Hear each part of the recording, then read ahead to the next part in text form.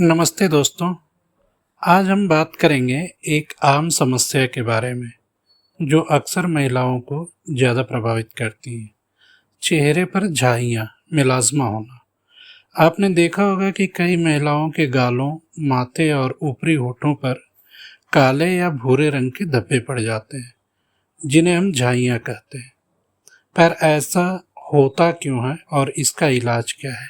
आइए जानते हैं। दोस्तों, महिलाओं में झाइयाँ होने के कई कारण हो सकते हैं, जिनमें से हम कुछ प्रमुख कारणों के बारे में यहाँ बात करेंगे। पहला सबसे बड़ा कारण है वो हार्मोनल बदलाव है। यह झाइयों का सबसे बड़ा कारण है। प्रेगनेंसी, बर्थ कंट्रोल पिल्स का सेवन या हार्मोन रिप्लेसमेंट थेरेपी के कारण शरीर में होने वाले हार्मोनल उतार चढ़ाव झाइयों को बढ़ावा देते हैं।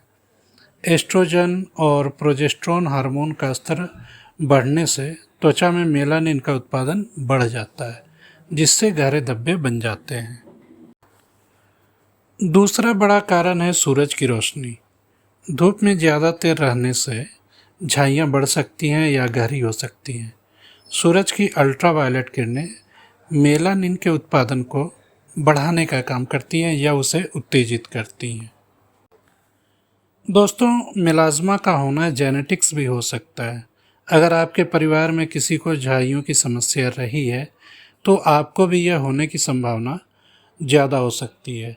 इसके साथ साथ कुछ मामलों में थायराइड ग्रंथि की असामान्यताएं भी झाइयों का कारण बन जाती है। मतलब कि अगर जिन महिलाओं को थायराइड है, तो उनमें भी झाइयाँ होने की संभावनाएं बढ़ जाती हैं। दोस्तों, तनाव भी एक कारण हो सकता है झाइयों को बढ़ाने में। अत्यधिक तनाव के वजह से भी हार्मोनल असंतुलन पैदा होता है और झाइयों में बढ़ावा देने का काम करता है। दोस्तों, ये तो हो गए मेलाज़्मा के होने का कारण। अब हम जानेंगे इसके घरेलू उपचार क्या हो सकते हैं या इसका डॉक्टर के द्वारा दिया गया ट्रीटमेंट क्या हो सकता है। घरेलू नुस्खे में आप एलोवेरा जेल का उपयोग कर सकते हैं। एलोवेरा जेल को रात भर झाइयों पर लगाकर सुबह धो लें। यह त्वचा को शांत करता है और दाग धब्बे हल्के करने में मदद कर सकता है। दूसरा है नींबू और शहद। नींबू का रस और शहद मिलाकर झाइयों पर लगाएं और 15 से 20 मिनट के बाद उसे धो लें। नींबू में ब्लीचिंग गुण होते हैं, लेकिन इसका इस्तेमाल सावधानी से करें क्योंकि यह त्वचा को संवेदनशील बना सकता है। आप हल्दी और बेसन का पेस्ट भी बनाकर चेहरे पर लगा सकते हैं। यह त्वचा की रंगत को सुधारने में मदद कर सकता है। इसके साथ साथ सेव का सिरका का भी यूज किया सकता है। पानी में थोड़ा सेव का सिरका मिलाकर झाइयों पर लगाएं और उसे सूखने के बाद धो लें। याद रखें, इन घरेलू उपायों का असर दिखने में समय लग सकता है और हर किसी पर इनका एक जैसा प्रभाव नहीं होता है। तो अपने त्वचा के हिसाब से आप इन चीज़ों का इस्तेमाल कर सकते हैं। अगर घरेलू उपायों से फ़ायदा न मिले तो त्वचा विशेषज्ञ की सलाह लेना सबसे अच्छा है। डॉक्टर आपकी झाइयों के प्रकार और गंभीरता के आधार पर आपको ट्रीटमेंट का सुझाव दे सकते हैं।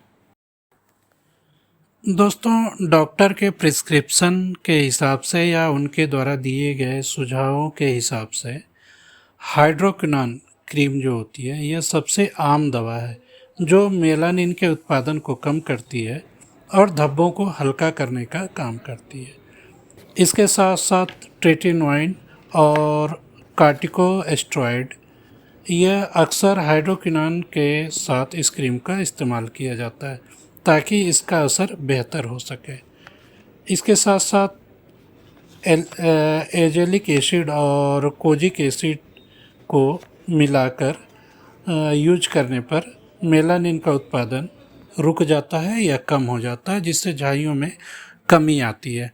लेकिन ये जो भी मेडिसिन आपको बताई गई है, ये डॉक्टर के द्वारा प्रिस्क्राइब की जाती है, इसलिए आप खुद से इसका यूज ना करें जब तक आपको डॉक्टर इसकी सलाह ना देते हैं। अगर आप अपने चेहरे को झाइयों से बचाना चाहते हैं तो जब भी आप धूप में निकलें तो कम से कम SPF 30 या उससे ऊपर की भी सनस्क्रीन का प्रयोग कर सकते हैं। टोपी पहनें, छाते का इस्तेमाल करें। अगर आप गर्म निरोधक गोलियां कोई भी महिला ले रही हैं और उसके वजह से झाई हो रहा है तो डॉक्टर की सलाह ज़रूर लें ताकि उसका विकल्प बदला जा सके। याद रखिए, झाइयों का इलाज एक लंबी प्रक्रिया हो सकती है और धैर्य रखना बहुत ज़रूरी है।